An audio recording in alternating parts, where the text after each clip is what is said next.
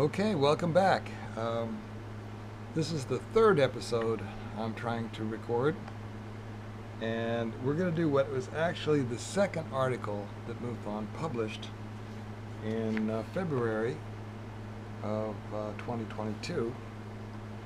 And the article we'll be talking about is why hasn't ET left already? And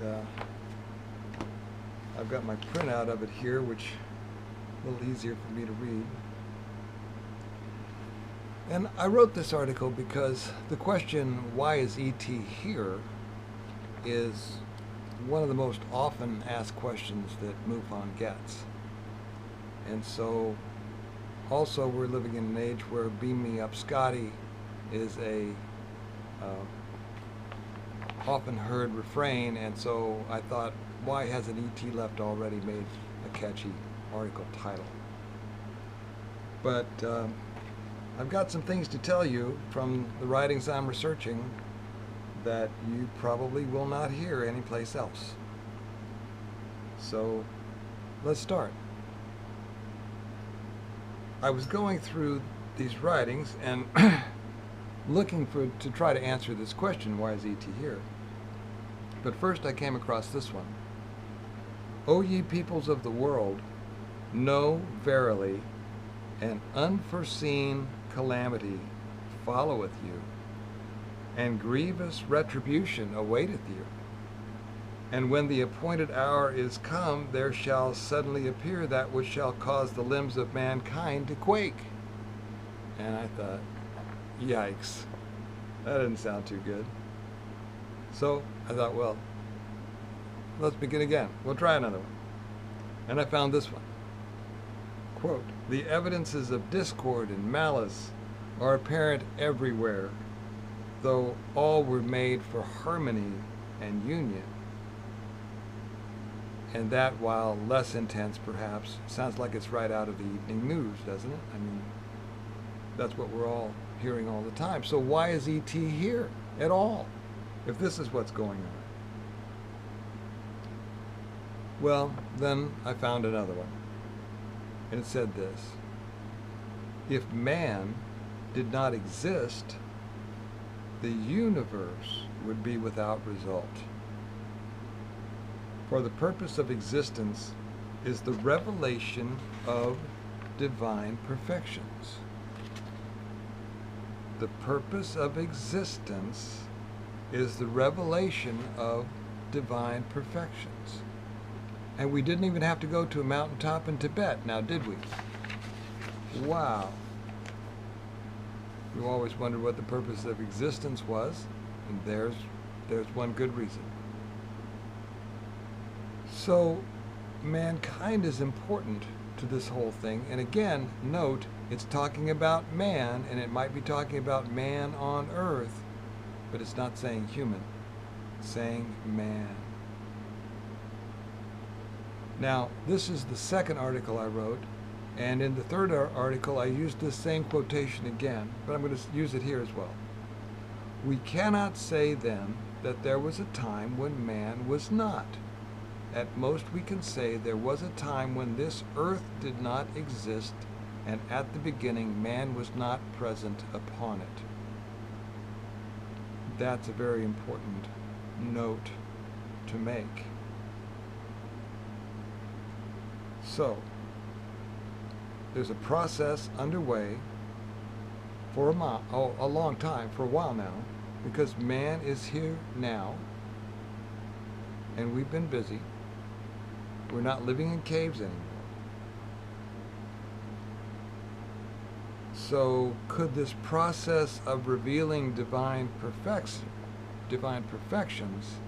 explain why ET might be here looking over our shoulder? I found another quotation.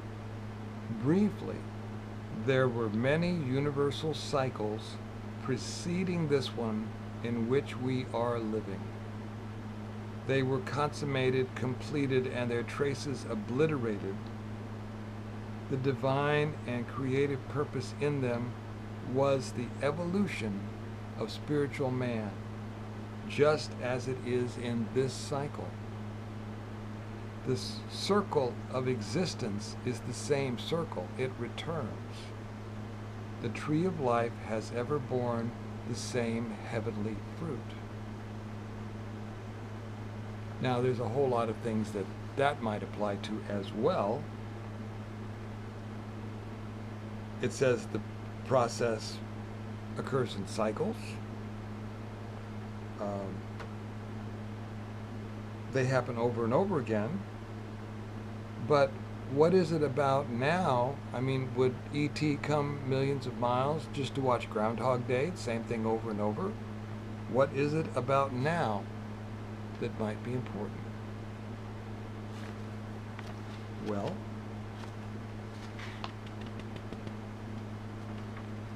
I found this. It's a long quotation. The human race, as a distinct organic unit, has passed through evolutionary stages analogous to the stages of infancy and childhood in the lives of its individual members, and is now in the culminating period of its turbulent adolescence, approaching its long-awaited coming of age. So, that's one thing that's going on. We are in the process of coming of age, these writings say. Continuing on, quote, a candid acknowledgement that prejudice, war, and exploitation have been the expression of immature stages in a vast historical process, and that the human race is today experiencing the unavoidable tumult which marks its collective coming of age, is not a reason for despair, but a prerequisite to undertaking the stupendous enterprise of building a peaceful world. So that might be what's going on. That's what these writings say is going on now. Given the state of mankind's collective mental health, let me emphasize this. Its collective coming of age is not a reason for despair. Now, in the article, I use the glass half empty, half full metaphor, but the earth is not half anything. The earth and all the people on it are on its way to somewhere and becoming something. That's my conclusion from that. And there's another quotation.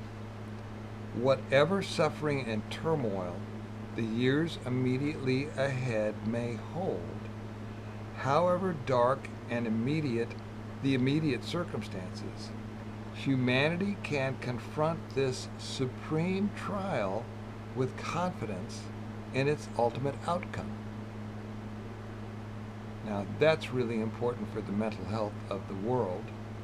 Mental health being a big problem right now, and not without reason. The quote goes on, far from signalizing the end of civilization, the convulsive changes towards which humanity is being ever more rapidly impelled will serve to release the potentialities inherent in the station of man, not humans, in the station of man. So I wonder who all is included in that, going on, and reveal the full measure of his destiny on earth, the innate excellence of his reality. So I conclude that E.T. may be sitting here waiting for us to step up in a way that we have never had to step up before. In another stack, I found this quote, the folly and tumult of strife that has, since the dawn of history, blackened the annals of mankind will have been finally transmuted into wisdom and the tranquility of an undisturbed, a universal and lasting peace, in which the discord and separation of the children of men will have given way to the worldwide reconciliation. So this recurring theme, mankind moving from sowing its wild oats to coming of age, is not necessarily comforting in that it's going to be a rough trip, but it's something we will only do once in this cycle. Cycle upon cycle, this universal cycle is now reaching the point where we will finally create peace on earth by achieving the unity among all the people that live on the earth. So that makes it a unique time. So in the article I conclude that basically it's like E.T. is watching a movie that's just getting to the good part, the car chase, or the character arc where the good guy, the hero, who is us, is about to engage in the climactic knuckle duster with the villain, who is also us, and a fight we will only win by becoming the adult in the room, something that a lot of people are hoping will happen soon. And E.T. can't look away. So I conclude the article with, if E.T. is going to stick around for this, they better fasten their seat belts because it's going to be a bumpy ride. And I think it will be. So again, I've tried to give you the quotations from these writings and as little of my opinion as possible, because my opinion doesn't matter at all.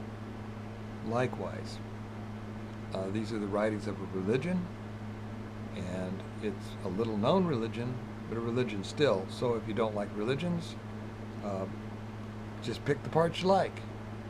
And I'm not asking you to believe any of it. It's just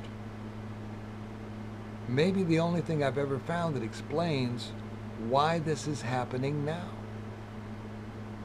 So also here, I'll give you the, put on the screen here, the quotes. I'll try to remember to type them in when I post this, but maybe you can read them here.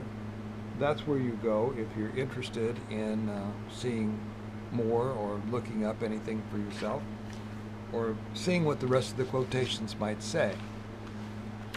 Sometimes the quotes go on and talk about other things. Like I have mentioned, the purpose of these writings is not ufology. But when you start thinking about ufology, you see a lot of purpose in the writings. So, anyway, thanks for being here. I hope you enjoyed this. And if you know anybody who would be interested, tell them to take a look. Until next time, I'm Grant House. Bye.